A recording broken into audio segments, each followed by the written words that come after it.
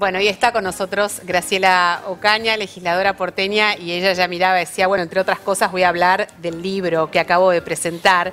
Estamos hablando de las confesiones de la mujer que enfrentó el poder en la Argentina, se llama Contra la corrupción, libro que acaba de ser presentado. ¿Es así, Graciela? Sí, así es. Buenas tardes, lo presentamos el día lunes en la Feria del Libro. La verdad que para mí fue toda una experiencia, pues mi primer libro, y junto a Daniel Santoro, así que bueno, fue una muy linda experiencia. Y bueno, cuento un poco en una rendición de cuentas todo lo que fui haciendo a lo largo de mi carrera política, y básicamente, bueno, la experiencia de decirle no a la corrupción desde el poder, que a veces es lo más difícil, porque uno cuando está en el poder, bueno, puede optar por quedarse si pacta con el poder y pacta con ciertos mecanismos oscuros que a veces tiene la burocracia estatal. Bueno, cuento un poco todas las reformas que nosotros impulsamos dentro del PAMI, la pelea en el Ministerio de Salud, bueno, la denuncia de la mafia de los medicamentos, y un poco también los trabajos a lo largo de mi carrera como legisladora. ¿Trabajo de hormiguita? Trabajo de hormiguita, por eso la tapa del libro las tiene.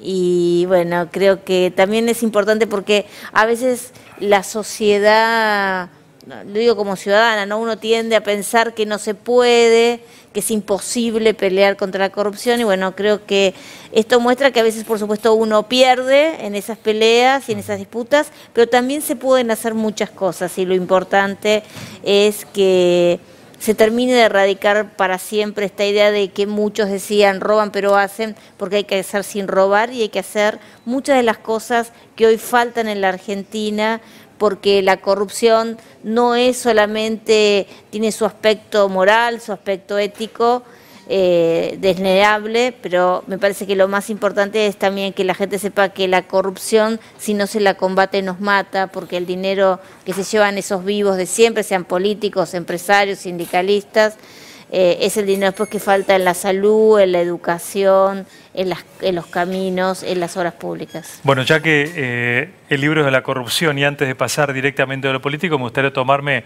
el permiso para preguntarle un poco más de este tema en lo personal, porque en su experiencia y con lo que conoce de la política, ¿usted qué relación tiene con lo material, con la plata? ¿Pasa por ahí la corrupción por gente que por tener un auto nuevo o un departamento capaz de hacer cualquier cosa, pasa por algo más profundo, la corrupción? ¿A usted le importa la plata, lo material, la casa, las joyas? Me importa como le puede importar a cualquiera, a vos, es necesario para poder vivir, pero yo creo que la corrupción pasa por otra cosa, pasa fundamentalmente por algo que muchas veces no se habla, y es el financiamiento de la política, que es el gran justificativo para generar procesos de corrupción, en donde por supuesto no participan solamente el burócrata o el dirigente político, sino también participa el empresario, ¿no? Porque yo siempre digo que para la corrupción es como el tango, se necesita dos para llevarla adelante. Por supuesto que el funcionario público tiene mayor responsabilidad que el empresario, pero tiene también el empresario responsabilidad. Es importante... Sí, pero perdone, Graciela, pero sí, es para el partido, para el gobierno, pero es la justificación. Pero se enriquecen ellos. Exactamente, porque cuando la plata va al bolsillo, yo siempre lo digo, la verdad que es muy difícil decir que es para una cosa o para la otra, para los corruptos. De todas maneras, por más de que fuera el partido político, si esa plata no es legítima y no es declarada correctamente, tampoco es válida, ¿no? Por eso es muy importante discutir el financiamiento de la política, porque, por ejemplo, tenés muchos casos en Lavallato, y aquí en la Argentina también, muchas campañas que han sido fuertemente cuestionadas por esto. Entonces, yo creo que el tema de la corrupción hay que discutirlo de frente, eliminando los mecanismos, fundamentalmente buscando mecanismos que den transparencia a todo lo que es las contrataciones públicas, donde está el gran agujero de la corrupción. Y yo te digo una cosa, yo creo que digamos, la gente es honesta, y hay mucha gente en el Estado que lo es, pero también uno a veces piensa que hay gente honesta que se quiebra en el camino. Yo, por suerte, sé que no tengo precio, porque la verdad que nada me tienta ni nada me importa, más que hacer el trabajo que tengo que hacer. Bueno, a propósito de corrupción y de problemas complejos y de venderse, ¿qué pasa en la AFA? ¿Finalmente se logró el cambio tan esperado?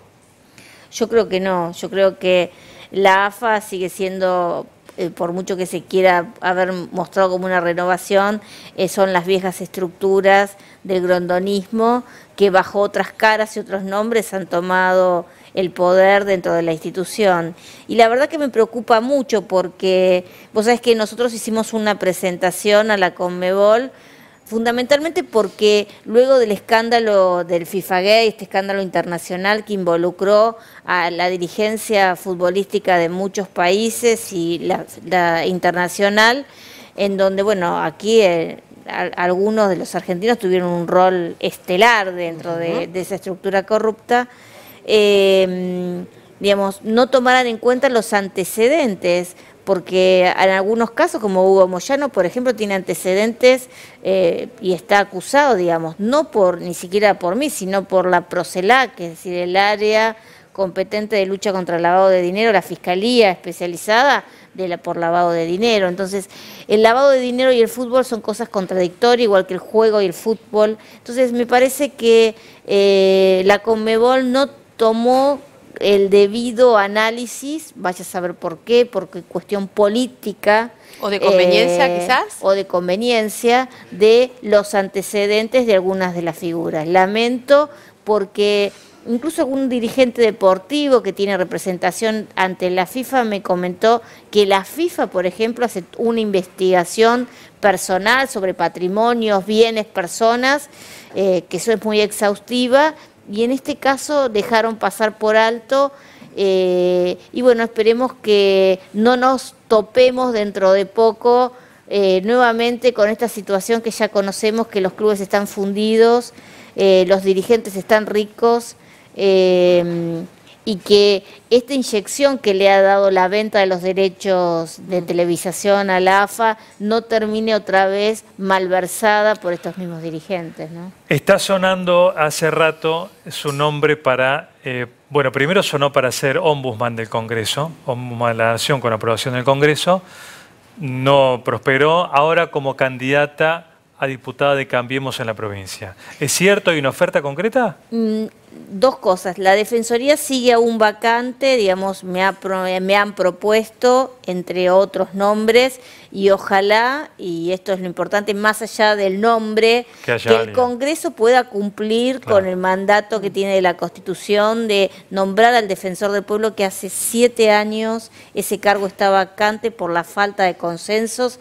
Se necesitan los 2/3 de los miembros presentes de cada Cámara, digamos, un número incluso superior para nombrar un juez de la Corte Suprema, pero me parece que la política, los dirigentes tenemos que tomar cuenta de esto y sobre todo de la Corte que ha pedido que se nombre el defensor, que el Congreso cumpla con el mandato constitucional.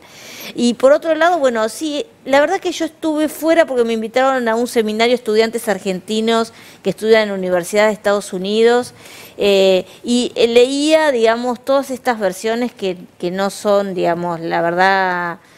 No hay nada de cierto por ahora, digamos, no he recibido ningún ofrecimiento, pero si esa es la pregunta. Y yo estoy muy abocada con esta presentación del libro, que para mí es muy especial por ser la primera vez.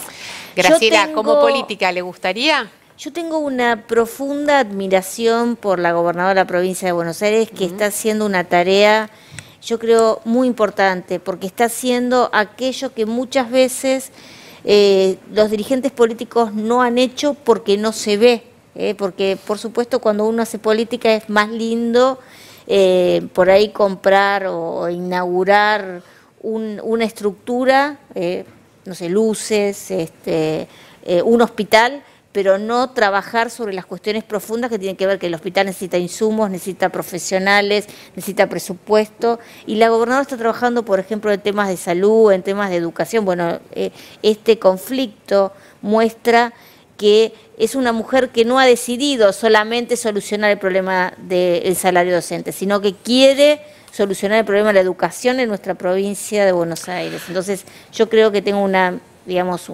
el apoyo en muchas cosas, pero la verdad es que no hay ningún ofrecimiento y son, creo que todas, más que nada, especulaciones. Muy bien. Muchas gracias, Graciela Ocaña, por haber venido. Gracias por la invitación.